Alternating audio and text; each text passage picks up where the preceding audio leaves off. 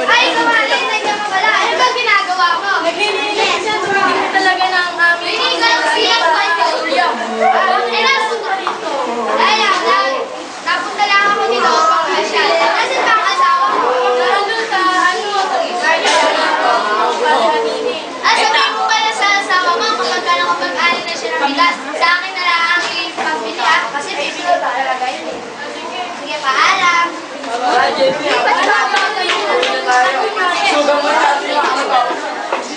At ako'y magluluto na ng ating...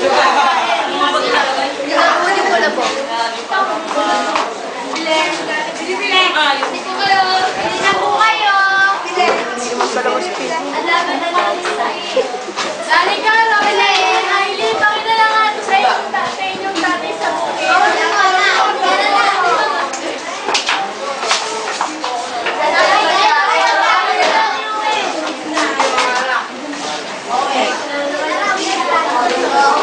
Nasa na lang nila ba yung pagkain sa tatay niyo?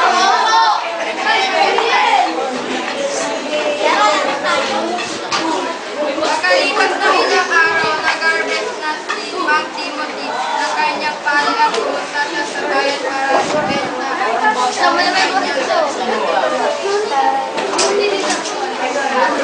Wala na daw pala.